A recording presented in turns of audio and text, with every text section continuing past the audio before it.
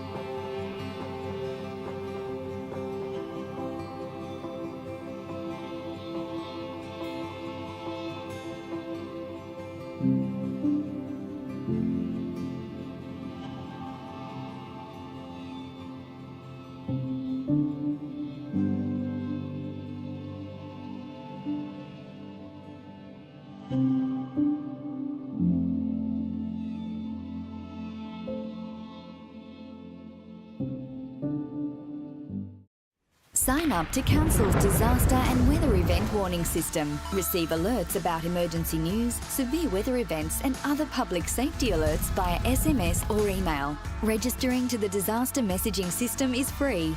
To register, visit Gladstone Regional Council's Region Watch website and click on the Register for Warnings button. Get ready, Gladstone. Take the steps to protect what's most important to you. Let's be better prepared and protected for emergencies and disasters.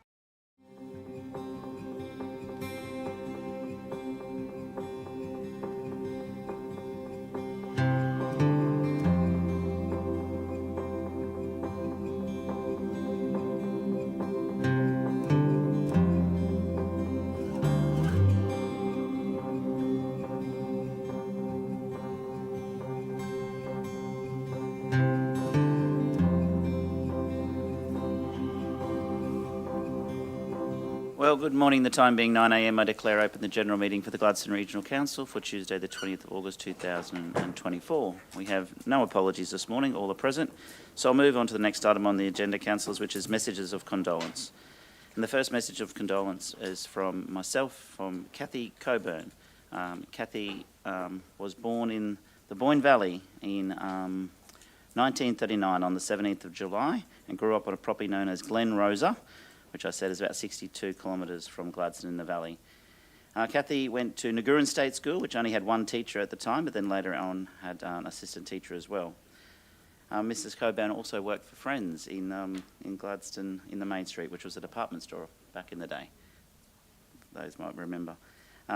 She was married with 3 children, John, Jeanette and Elizabeth, and also has many grandchildren. In fact, I've taken this from our Priceless Past, which featured Kathy in the year 2000 as one of our special seniors. And in the year 2000, she had 7 grandchildren, and I'm not sure exactly how many she has had since then, but certainly a very local family, been involved in the Gladstone region for many years. I think it's her great-grandfather or grandfather was in the Norton Goldfields as well. And in the our Priceless Past, our special seniors feature, Kathy wraps up by saying, in life one should respect others, never lose the art of communication, enjoy your life, be happy, and everyone around you will be happy. And certainly, any time I was around Kathy, I was a very happy person because she certainly made you feel very happy. In the year 2015, I presented Kathy with life membership, or there to congratulate her on her life membership for Evenglow. She was the president of Evenglow for very many years. Sadly, Kathy passed away on the 2nd of August, and her funeral will be held at 10 a.m. this Thursday at St Saviour's Church in Auckland Street in Gladstone. Rest in peace. That's a Gladstone icon there. Councillors, the next item on the agenda is prior notifications of conflict of interest. Do we have any notifications? No, thank you. All right, the next item on the agenda is the Mayor's statement on current issues. Over the last couple of weeks, of course, we had the Mayor's Youth Dinner, the first time we've had a youth dinner. It's been a youth breakfast for a number of years, and it was absolutely packed at the Gladstone Entertainment Convention Centre on Wednesday the 7th of August, and we're there to congratulate those young people that are making the Gladstone region so great. The future of our region is in good hands. And next year we'll have to make some more room because we couldn't fit everybody in, which was a little bit disappointing because we had so many kids to acknowledge, and I know there was a wait list, so I'm disappointed for the ones who couldn't make it. We had an RSVP list, and once it was full, so we probably need to expand our entertainment centre. Those people who said that was a white elephant and kidding themselves, we often fill that venue, and it was very good to acknowledge those young people in our region that have done so much for our community and are going to do so much for our region. Speaking of young people in our region, Natalia Diem was in Gladstone on Thursday the 8th of August and had a meet and greet with kids and fans alike in Tenham Sands, Fit Life, and very well received. And Natalia, of course, received the bronze medal at the Olympic Games in Paris for BMX. And I also like to congratulate our other Olympians, Peyton Craig and Jack Cartwright, who also did very well in Paris. Of course, Jack received a silver medal in the 4x100 metre relay. We had Senator Tim Ayres in Gladstone on the 9th of August for a Gladstone Future Made in Australia Forum, and I can tell you if they want to make a future in Australia, it certainly starts with Gladstone, and it's good to see that both the state and federal government realise that Gladstone and Central Queensland is going to be a major part of their manufacturing rebuild for this country. We had the small business friendly launch at the Gladstone Chamber of Commerce and Industry at Ward's Brewery on the 13th of August. Great family business there at Ward's, and great to see the signing of the Small Business Friendly Council, which means our council obviously will continue to work with our small businesses, but working with the Small Business Commissioner, we'll be able to find ways to work with our business better and any improvements, but also make sure our small businesses know how council can support them. We were at the old Gladstone TAFE College on the 14th of August for the launch of the Trinity College relocation of their secondary school. So they had a function there on the 14th of August where councillors and businesses and industry were able to have a look around the old TAFE site and see the plans that the school has. It's exciting times for Trinity College. Obviously their primary school will remain at the site in Archer Street, but they'll be relocating their senior school to the old TAFE College. That is fantastic news. And also good to hear that Little Athletics will still have access to the fields there. The Laurie Delaney Oval, former councillor of the Gladstone City Council, Laurie Delaney Oval is such an important part of our community for our Little Athletics, and it's great to see that Trinity will be working with the Little A's so that they have a home into the future as well. Symphony Under the Stars, thank you Councillor Churchill, who represented council at that event. I missed it again. It is one of the best events, a free event put on by our major industry partners in Gladstone. If you missed it this year, put it in the calendar for next year. It is such a great event. I've been a number of times, but missed it a couple of times as well, and it's always disappointing when I do miss it because it is such a great free community event at the GPC Marina Parklands, and thank you Councillor Churchill. On Sunday, as well as the Port to Park, we also had the Vietnam Veterans Day services across the region. Councillor Muscat, thank you for representing in Agnes Water, and our CEO in Mount Larkham, and a number of councillors were at the Gladstone Vietnam Veterans Day service with me as well.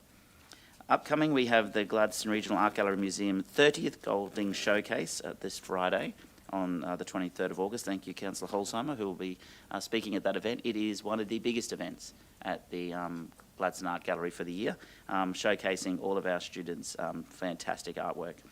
We got the CQU Open Day on Thursday the 22nd to the Thursday the 22nd of August from 4 to 6 p.m. That's our local university putting on all of the information for future students that might be interested in attending one of the courses there at the university. And of course the Baffle Creek Family Fishing Festival, huge event in Baffle Creek, 16th to the 21st of September.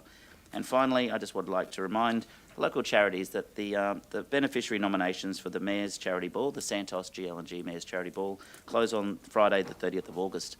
And we're encouraging our local charities to put your nominations in to be a beneficiary for that. And it is open to those who have previously nominated as well. So we look forward to selecting, usually it's 3 local charities. It doesn't have to be one that, as I said, doesn't have to be one that's nominated before. It could be a new one, but it could be one who has previously nominated. And of course, one of the charities will be the Zonta Club of Gladstone, as always. I look forward to selecting or being part of a panel that selects the other 2 local beneficiaries. And that's the Mayor's statement on current issues. I know councillors will raise some other general items in council reports as well. The next item on the agenda is G 2.1, the confirmation of the special budget meeting for the 6th of August. Sorry, go back one. No, that's right. Go back to the general meeting first. No, Rachel did give me that. G 2.1, the confirmation of another one. Oh, general. Sorry, I've got a special. Thank you. General meeting. Amended before. So moved, Mr. Thank you, Councillor Churchill. Seconded, please, Councillor Holzheimer, for the general meeting. All in favour? Cheers. Thank you, Rachel. You did give that to me and I read it off the old one. Yes. Move the amendment. The amendment is that the minutes of the general meeting of the Gladstone Regional Council on the 6th of August be confirmed with the following amendment, that page 12, Councillor Davis for the motion add to be absent. Okay, G3 is deputations. We have no deputations this morning, so I'll move into our first officer's report. G4.1 is the 2023-2024 operational plan, final quarter performance report, and I'll hand over to the General Manager of People and Strategy, Carly Quinn. Thank you, Carly. Good morning, councillors. Thank you. So today we have the pleasure of presenting you the final quarter performance report for 23-24, so quarter 4 report. We're reporting that 8 out of 9 of our operational plan initiatives were completed on time. That does leave one, of course, that hasn't been completed, which is the future of fleet. That is still due to be completed in September and at the end of September and is on track. And the main reason for the delay in that was to do some continued consultation with our people. So very much support the extended time that we needed to get that right for our people. The report also includes 72 highlights from our various initiatives and core services. It made me really proud to read the document this year. I think our community faced some challenges over the past 12 months with the cost of living, reduced housing availability, stretching resources across some of our critical services such as health and childcare. However, when you read the report, you can really see that we're proudly playing our part to maintain and sustain the livability of our region. There's some great stories in there. I'll just highlight a couple for the community who may want to jump on and have a look at the report. Access and inclusion are set to improve across the region with the release of our Access and Inclusion Plan in June, fostering a thriving and inclusive community where diversity is celebrated and all individuals have equal access to opportunities and resources. This plan that was adopted has 37 actions across 6 priority areas. 62% of those actions are to be activated in the first year, so there's a fair bit of work ahead for us in this current financial year, and we've allocated $200,000 in the budget to get that done. We're continuing to strengthen our region as we transition to our future economy with the release of our social infrastructure investment priorities. It'll guide meaningful targeted investment now and into the future across 8 key areas. That's housing, ageing in place, early childhood, safety and security, health and wellbeing, enabling infrastructure, community facilities and services, education, employment and training. We have had over 2,000 interactions with our planning scheme review, with the report for that coming to council very soon. And there's a great story in there about sewer networks and a great education piece, I think, for all of us called Don't Rush the Flush. So if you haven't read that, have a read of it. We processed 5,200 megalitres of sewerage in the financial year, and our team spent over 2,000 hours, 2,125 in fact, were spent on clearing blockages because unfortunately we are putting the wrong things down the toilet. So there's a rule in there about 4 Ps. I won't share what the Ps are, I'll let you read it for yourself, but if it's not one of those 4 Ps, don't flush it, put it in the bin. Our roads also feature in the report with I thought it was important to share. Our roads also feature, and it shows really that every day is different for our roads team, from gravel repairs, bitumen repairs, line marking, roadside slashing, grids and gate repairs, drain maintenance, vegetation control, disaster preparedness and disaster recovery, just being a few of the things that they might do in any particular week. Over 2,000 potholes repaired, 1,100 occasions of clearing debris to keep roads open and safe, and 810 signs repaired or replaced as well across the financial year. And 2 last ones, our parks. That was a really interesting read, that we're replacing infrastructure in our parks with wood-like recycled material, which is not only increasing our asset lives but also reducing our costs. And there's a couple of examples of parks in there where we've increased over 30 years lifespan on those products and on those assets, and we've saved over $310,000 on future maintenance with those installations. And my final highlight is securing funding. So we almost doubled last year's 33 million, with $64 million in external funding secured to help us and help our ratepayers pay for the critical infrastructure we need in our region. There's many, many more highlights. Yeah. I encourage you to go online and have a look at it. Thank you, Carly. That is a highlight. Thank you for that one, probably more so than the first one you raised. But no, look, your team, I'm sure that there's still work in your team. No, it's Mark's actually now? Mark's team. Okay, Mark, your team doing a fantastic job down. We moved them across. We're very fortunate in Gladstone that we can afford to have one of those strategic grants officer. Other councils can't afford to have that role, and therefore they don't get the kind of funding that we have. So we're very fortunate that we've got that position and been very successful. And I said one to you, sorry, last night, which I should have sent to Mark, which closes in a couple of days.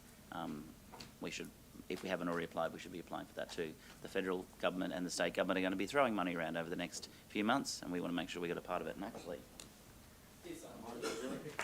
I wasn't going to raise this, but no. I said to Lisa, why is this on my desk? But why not mention our strategic priorities document, which the team have done as well, which highlights the priorities for the Gladstone region for the upcoming state and federal government election.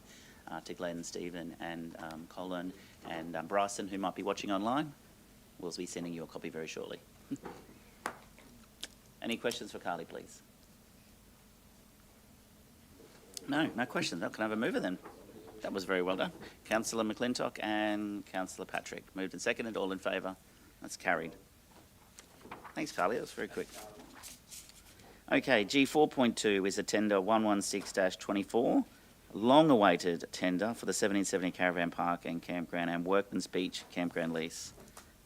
I was going to hand over to the General Manager of Finance, Governance and Risk, Mark Holmes, but Kylie's jumped in the seat. So, over to you, Mark. And welcome, Kylie. Morning, councillors. Joined this morning by our General Manager, Community and Lifestyle, Kylie, to help present the report to you for our Workman's Beach Campground lease. Councillors, you'll recall that we went to the market for a combined tender for the 1770 Caravan Park and Workman's Beach Campground. We have previously determined and made a decision with respect to the 1770 Caravan, and they've essentially have worked through that execution of that lease, and the new operators are in that facility. At the same time, we did test the market with respect to Workman's Beach, and whilst the intent was to go out at the same time, we did separate them to work through a few issues that arose through the process, and just to make sure that we were making the right decision for our community. Kylie was part of the evaluation team, and I'd probably like to hand over to Kylie just to probably take you through, I guess, where that team has landed with that assessment.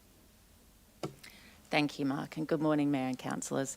As Mark said, we conducted an open tender for the lease of the 1770 Caravan Park and Campground and Workman's Beach in March 2024. The tenders were for both parcels. However, there was some significant time constraints on the 1770 Caravan and Campground with the lease, the existing lease and that property expiring on the 30th of June. So we progressed that lease and awarded the lease to Agnes 1770 Pty Ltd on the 17th of May. After the panel assessment of both parties, we received a request from the traditional owner group, the Grang peoples, as the parcel of Workman's Beach holds immense cultural and historical significance to the Grang people. In the spirit of Council's Indigenous Land Use Agreement and our Reconciliation Action Plan, the request to manage the land was considered at length and in collaboration with the Port Curtis Coral Coast Trust and prescribed body corporate. Officers have now outworked the land management request with the PCCC and the successful tenderer from the evaluation panel, and agreed that a fair and equitable option would be to offer a lease for 5 years to Workman's Beach to Agnes Water 1770 Pty Ltd as part of their tender for both parcels. This 5-year lease period would also provide opportunity for the traditional owner group to develop a business plan for the future should they wish to tender for the proposal when it comes back on the market at 2029. The evaluation panel found that the submission from Agnes Water 1770 best aligned with our objectives for Workman's Beach. The vision prioritises maintaining the existing infrastructure and improving the visitor experience and safety. I invite any questions that councillors may have on the tender process. Thanks, Kylie. Questions to Mark or Kylie, please. Thank you. Councillor Wagner. Yeah, thanks for that, Kylie. I'm just wondering where we're looking at doing like the two sites in one. What was, I suppose, why was that decision made that they couldn't be separate tenders? Just They could. The tender allowed for a combined approach by one party. Or separate parcels. We considered there were 4 proposals for both, and we considered the best outcome for both of those parcels, which was the Agnes Water 1770. And will this agreement, stop day users or what have you from going through that area? No, day users can still attend the area. The day use area will be part of the lease.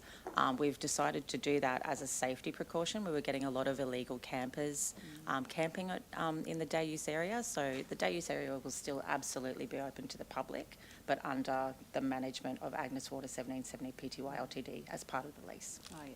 And does that have a cost attached to it? I can't answer that. In the lease proposal, there certainly wasn't a cost to operate, to access the day use area. It's really Yeah. a safety precaution, which was one of our key objectives.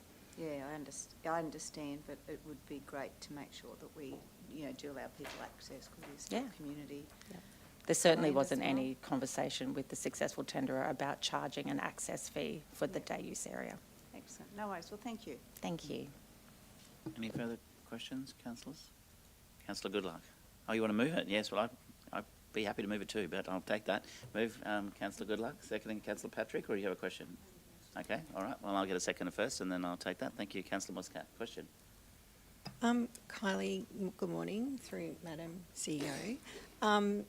My question probably is about, in the lease contract, are there certain provisions put in the lease for meeting the lease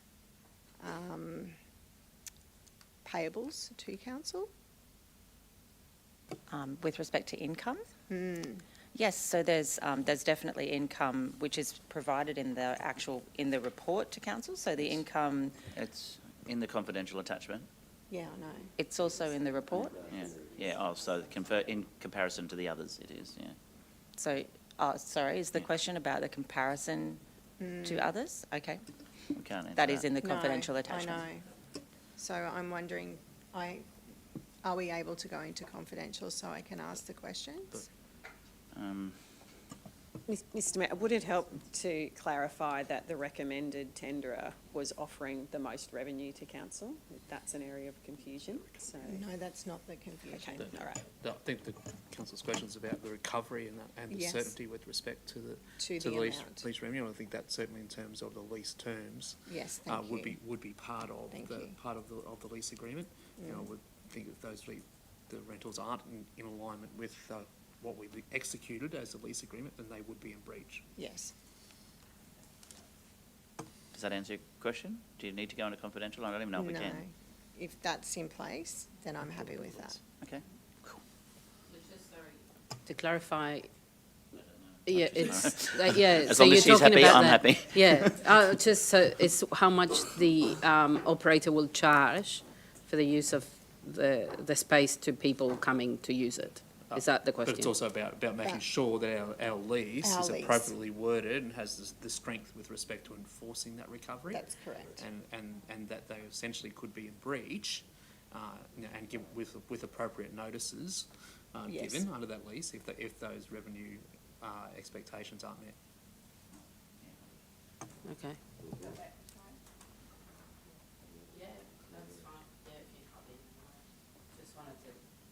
Yes, we're talking about, I think you might be asking a different question, Oh, councillor okay. Muscat. We're talking about the money that we receive Yeah. from the lessee. I think you might be talking about What they will people charge. pay, Yes, which is a exactly. different I'm matter. talking So I got a about the money we receive as council. yeah, okay, wonderful, thank you. Excellent. If I can add, there's the difference between the proposals were significant infrastructure upgrades as well. So Workman's Beach doesn't have access to an electrical network for the campsites. This proposal is indicating to add installation of the electrical component there, as well as opening up another 22 camping sites. So the revenue then can increase, which wasn't included in other people's proposals. Yeah, thank you. No, yeah, thank Excellent. you. Thank you. Any further questions? I've got a comment. This has been a long time coming. They will be dancing in the street in Agnes Water 1770 waiting for this to happen. It's unfortunate that it's taken this long to get to this point, but I'm so glad we're here today and finally people can make use of an amazing space in Agnes Water 1770 again. Yep. Sorry, and obviously, well, we say 5 years, it seems a long time, but it isn't. So if we are able to put something in place to make sure that whatever needs to happen doesn't interrupt the operations of the place, that'd be great. Okay, no further questions. It's moved by councillor Goodluck, seconded by councillor Muscat. Put the motion. All in favour? Motion's carried unanimously. Thank you, Kylie, thank you, Mark. But Mark, you get to stay. G4.3 is our monthly financial report for the period ending the 31st of July 2024. Back to you, Mark. Good morning, Mayor and councillors.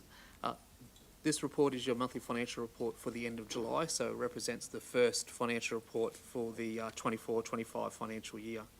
So essentially, a lot of those figures are very much in the infancies, but there's still some stories to tell with respect to the numbers that are presented. Probably the most significant of which is essentially the repayment we received on the 2nd of July, which was our 85% of our financial assistance grant. So that we've essentially got that prepayment for 24-25. We have only just received advice of what that allocation will likely to be for the balance of the financial year, which will be within expected budget.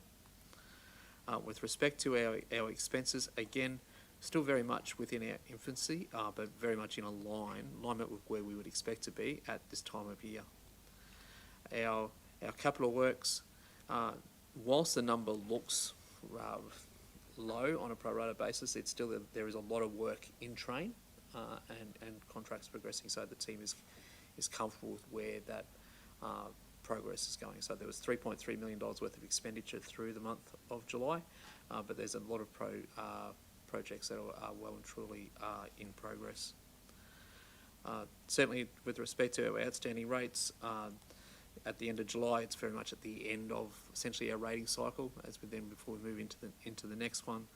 So essentially what we see is with respect to the previous year's rates, we've got 1.86% outstanding at that point. Our sustainability ratios are there. We do tell a little bit of a story with respect to those.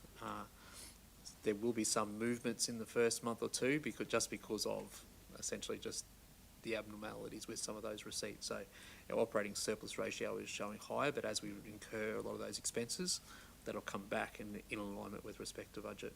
And the same with respect to our operating cash, and conversely, our asset sustainability ratio will increase as we spend the money. But happy to take questions with respect to the report. Thank you. Councillor Goodluck, question? Thanks, Mr Mayor. Just the asset sustainability ratio, so is that because of the start of the new financial year? Yeah, so we've only So done that three. starts- Yeah, so it starts. So it's only managed financial year to financial year. So it's actually the amount of money we spend on renewing our assets. Because the end of the last divided by depreciation. So what we're talking about here is we've spent essentially of our depreciation spend. There's only 27% for the month. We're actually budgeting 108% of our depreciation spend to be spent on renewals, and that's because we've essentially got a lot in our REAPER program, as well as our normal capital works program that will take us over and above our depreciation figure. And just so I understand, is that part of the accounting standards that's how that ratio? The ratio is defined by the Department of Local Government. Department of Local Yeah, Government. so they set that. So essentially, none of these ratios, there's prescribed ratios from a accounting standards perspective. They're essentially prescribed through the state. Yep. And so does that doesn't really give you, like, it gives you a good picture at the end of the financial year, not at the start. That's right, and that's why there's a table above. We've got some graphs at the bottom there, but there's a table where we look at the 5-year averages, and they're the ones that probably tell the story more with respect to how we're progressing as an organisation with respect to those. So it really is essentially that 5-year average that we're looking at trying to move. Yeah. We'd like to include it on a monthly basis because it probably just helps draw connections between, I guess, where some of the monthly figures are and how we get there. But that 5-year average certainly is what the state and certainly the Auditor General are looking at. Yep. Thank you. Councillor Holzheimer. I think from the report that it's really great to see the decrease in our outstanding rates and obviously the hard work that goes into that space. I was just wondering though, it's on page 20 where we look at outstanding rates and charges. Do we actually have a breakdown of what these households look like that are having trouble with paying their rates and sitting in that space, so that when we're lobbying to different levels of government, or we're looking at this, we can understand, you know, what's that dynamic in that house that is the normal, without, don't like the word normal, you know, in that data as well. Yeah, so certainly, obviously we need to be able to collect the figure. We know it literally, by property. So what we've presented in this report is essentially, broken up by essentially category in terms of the land use, whether it be residential, commercial, industrial, and then we've dug down a little bit further to understand, I guess, what is necessarily probably the total sum of rates that are outstanding in the various suburbs. So that's probably as close as we get. What probably to get a better view, or another probably not a better view, another view could be a percentage of that percentage view, essentially by suburb, which could, because essentially the residential rates there by suburb that are outstanding really focuses on probably essentially looks at dollar value, so it's only going to be where we've got lots of ratepayers, whereas it may not show for some of our smaller localities where there might be some issues. So that could be another view that comes into this. Yeah, because I think it'd be really helpful to understand the types of people that are actually having difficulty with that, with outstanding rates, so that we can just increase our awareness and understanding of the community. And the team work really proactively in this space, and we certainly work with our customer solutions team and the ratepayers to make sure that we're putting the appropriate arrangements in place, so that we're having that open dialogue, and we put arrangements in place that essentially are of mutual benefit. Do we ask those questions, sorry, when people call up and have that conversation with us? Do we actually do, and I know we send people to, you know, financial counselling, and there's other supports that we offer, do we actually have a look at that breakdown of, you know, if we got two incomes, one income? Like, I know it's a bit of a, it's a bit, it is actually diving into people's privacy, but to create that understanding for us as well of that dynamic. Our officers don't necessarily get into that level of detail, because that does start to probably cross some of those privacy boundaries. But certainly that's where we do essentially make those referrals and draw those connections for those people. Can those people then that enter financial counselling or that support, can we get some of that data back from them as well through that process? So it's not identified to say, okay, Melissa has this, and this, but it's like, okay, 5 out of the 10 people were in this demographic. Happy to bring back in terms of, so we do obviously send referrals. We probably then get concession applications back, so probably worth bringing back to council for information is, I guess, how many have come back under that hardship concession, and what essentially are some of those common denominators. Yeah, that'd be great. Thanks, Mark. Councillor Muscat? I was just following on that, because I think that was a great question. Obviously, you can't make people answer questions about their private lives, but it could be something that if they wanted to, that we could have and see if they wanted to give us any feedback in relation to their challenges, especially since we have housing as one of our advocacy priorities. I don't know if it's possible, if there was maybe some sort of feedback or form that they could, fill up if they want to, just for information purposes. I also know that I get to talk to a few people, and some of those, actually last time that we put some properties in the market due to rate arrears, a couple of people in those situations, they were actually renting those properties, so they had to vacate the properties. So it's not even the person that owns the property. Well, obviously they might have some financial challenges, but the consequences carry on onto the people that that house is being used for where they live, pretty much. So it's a bit complex, but it's obviously something from your perspective, it's not what you need to look at, but if there was any way in our other side of community development, community, or even our housing strategies. We can have a look through our customer solutions teams if there is some, because that's hard evidence. Referrals we can make. Yep. That is hard evidence too, as to how we could reach some people. But yeah, anyway, I don't know how to do it, but it was very interesting point that Melissa, Councillor Alzheimer, raised.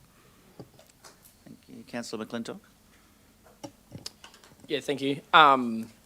Mark, just in relation to the statement of income and expenditure in the attachment to that, more just clarification for myself, or for those who are maybe interested or reading and a little bit confused. It seems to be over the last 3 years, or one's budgeted until the end of next year, obviously, but there's quite I guess, a volatile story in some of those numbers between the actual is at 2023, 30th of June, the actual of 24, and then the budget. Looking at the total income for 2 years ago was 250 million, then it's 27 million, then it's back up to 297. Can you just help us understand, I guess, a little bit of what some of that story is as to why you look at the net result then down the bottom, expenses and income? 2 years ago was 19 million, last year was 9 million, and now we're looking at 54 million. That starts to, so along the bottom here. Yeah, no. Each of those lines tell their own story. Yeah, I guess, yeah. And this probably helps some, essentially get through that. So I mean, we've got a number of variabilities, particularly with respect to certainly capital revenue. Yep. Where we see some of those lump sum grants, particularly for some big projects. Yep. Where so for instance, we're expecting $50 million worth of capital revenue this year. Yep. We only received 17 million last year. Yep. Yeah, so, in 23. So there's a big movement there. But that, hence we've got a larger capital portfolio to deliver this year. So that's what we're seeing, those movements. Yeah, I'm just. We do we've got have some big swings. Yep. Particularly in general purpose grants. Sometimes in our expenses space, there'll be some movements in our depreciation expenses and revaluation adjustments when we do have those big jumps in valuation that has an impact on our depreciation and the like. So there is essentially lump sum figures that come through each and every one, and happy to work through each item there because there's different stories for each of those. It's just a different way of cutting the data. And I might chat to you offline with a few other little questions I've got. That's fine. Just concern, I guess, from a higher level question or just a consolation to community in many regards that, we're talking about a rating cycle starting again and people are looking at what they're paying and they're very vigilant on the fact that it's costing them to be a part of our community and they get a lot of reward for that. And we don't want to, I just want to help them understand it doesn't look like what it looks like on the bottom of the page there, that we're making millions of dollars out of all of these rates going out. And just if you can help in a sentence or two, sorry, put you on the spot, but just help us understand was my question, that it's not just us trying to build up that piggy bank somewhere, but there are other things at play in there. Yeah. So you're looking at, essentially the best way to say income and expenditure is your one year view. Yep. But essentially, if I'm not making or haven't got a positive amount at the bottom line there, I'm not actually have money to invest in new assets and the like. So essentially, what we'll see as our investment that then comes through our increased asset values is essentially we're increasing our asset values over time.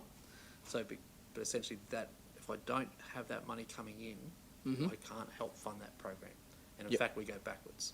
So essentially that's part of the story as to why that figure has to be, essentially and some councillors don't actually get to that to be a positive figure. So we're fortunate that we actually got that. And I think the Mayor talked on earlier today about our grants and subsidies and our essentially ability to attract some of those that have really helped in that space. So the short answer is essentially what we work on from an operating perspective is I'm focused on in essentially that net recurrent line, and there still is some movements that'll essentially change each year depending on variabilities on when we receive general purpose grants, when we receive dividends and tax equivalents, when I have some of those shocks that occur with respect to revaluations and the like, they will occur, but we do try to get that overall budget figure to be in and around and close to zero. So we'll note that net recurrent result is a $3 million surplus this year. Yeah, perfect. But there is essentially is still reliant, as we see, on an income tax equivalent figure there of essentially $4 million. Yeah. So that's highly variable. We'll see that big figure one year, very small the next. So that's highly variable and has a big impact on our bottom line. Yeah, no, that's great. And that's what we've essentially been advocating for the state to get some increased visibility around that from a forecasting perspective. Brilliant. Just so we can make some better decisions in that space. Just very aware, I'm having lots of Yeah, conversations absolutely. with community about our income and how much it costs and making sure that that story doesn't look as volatile as it looks when you look at that report there. Great. Thank you, Mark. Appreciate it. I'll come to Khan in a second. The story's going to be even harder to explain when the federal government paid financial assistance grants to the state on the 28th of June, and the state waited to pay them to us on the 2nd of July, which anyone who knows anything about accounting is a different financial year, which causes a lot of drama. Yep. And so $8.3 million should have been paid last year's financial year. It's now paid in this year's financial year, but only in Queensland. Every other, or many other states, got theirs paid in the correct financial year. So now when we go and advocate for the bring forward, which is currently 85% to be forgiven, not forgiven as in, you know, we did something wrong. We were asked by the federal government many years ago during a global financial crisis to get here's your financial assistance grants, go forth and spend them and boost the economy and stimulate the economy, and we did that. And then they increased them from 50% to the 75 or 85% during the COVID pandemic and said, here's some financial assistance grants, local government are best placed to stimulate the economy, and we did that. And now, thanks to an accounting error, well, one way of wording it, because the federal government paid it so late that the state of Queensland was unable to get it into our bank accounts by the time. It really does mess with your accounting. But not just that. That amount of money should be just accepted by the federal government that that's what it was, stimulus funding. Instead, it's used as financial assistance grants funding, which so many councils in Queensland and right across the nation use to fund the staff and other operations of their business. So good luck trying to explain that. Yeah, yeah. It's just very complex. Well, if only the Constitution allows the federal government to pay directly to us. Yeah, it's very disappointing how that's all worked. But anyway, we'll continue to fight for that 85% to be accepted as the federal government as what it was, stimulus funding, and try and get those 1% financial assistance grants brought back into the correct year. Councillor, good luck. Thanks, Mr Mayor. Any single line items on financial statements only tell part of a story, and you have to look at the broader context, but I can just see the headlines tomorrow. Councillor McClintock wishes to assure the ratepayers that we are definitely not building a multi-million-dollar big piggy bank. The one, and we talked about sustainability ratios earlier, what I probably would highlight is in the report there, when we look at that 5-year average or that operating ratio, we're looking at essentially a 1.6% operating surplus. So, you know, so essentially that means for every $100 I spend, we've collected essentially we've got 101, and so which means I've only got $1.60 to contribute towards capital, towards improving. Yeah, so essentially we're just keeping our asset base at normal and just providing our services as normal. So in an inflationary environment, that's tough. But we are fortunate that that's positive. Oh, thank you. Move Councillor Churchill, seconded Councillor Davis. Is there any further questions for Mark? Excellent. Put the motion. All in favour. That's carried. Thank you, Councillor. Thank you, Mark. We'll move to G5, which is Councillor reports, and Councillor Wagner would like Councillor report. Thank you. Thank you, Mr Mayor. On Wednesday the 7th of August, I had the pleasure of attending the QAL Apprentices of the Year and Trainee Awards as the council representative and guest. It was coordinated by their learning and development team, and it honoured the achievements of the mechanical, electrical, instrumentation apprentices and also the process trainees in completing their training. General Manager Trent Shearer announced the winners. This year they were Mechanical Apprentice of the Year was Lainey Goss. Electrical Instrumentation Apprentice of the Year was Connor Dromgoole, and the Trainee of the Year was Matt Green. Interestingly, QAL celebrated its 57th year at the start of August, so congratulations to QAL. It was also pleasing to hear the refinery welcomed 36 new trainees into the organisation this year, which has brought the total number of trainees through that particular program to 215 over the refinery's history. And they've also had now 845 apprentices trained successfully at QAL. So congratulations to them, and it was a wonderful night, really well organised. So it's a pleasure. And I also attended with Councillor Patrick and Sheen. Are you going to speak on this one? Or yep. So we went to the Queensland Women on Boards event at Rockhampton last Thursday, and the Minister for State Development Infrastructure, Minister for Industrial Relations and Minister for Racing, gee, they're getting long, Grace was there as a speaker, and they also had some very inspirational guests.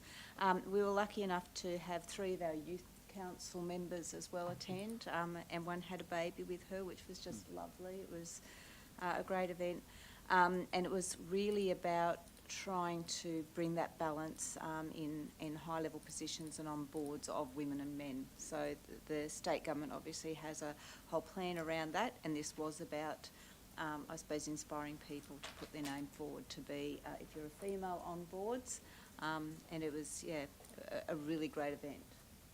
Do you have anything to add? I'll just add on to that. From our council point of view, we were the only council in Central Queensland that took youth council to that event, and I can tell you those young ladies who attended from our youth council were blown away with being involved with that, and it was a time for them where they got to speak with youth council had put in for some funding. The organisation were there, they were able to talk to that organisation, and also were able to confirm an additional meeting of progressing their work as well. So from that point of view, I think that's exceptional. So we should be very proud. Yeah, nice work. And I just had one thing on that with Youth Council. We actually had Councillor Rutherford and another councillor from Rockhampton and some others, and they said, that's amazing, we don't have a youth council. Like, they were like, that is such a great idea. So I think it's nice to see we're leading the way with that and recognising our youth. So, yeah. Excellent, and thank you, ladies, for taking Youth Council with you. Any other council reports? Okay, no further council reports. There's no urgent business. There's no notice of motion. No confidential items. Declare the meeting closed at 9:48 a.m. Thank you for your attendance.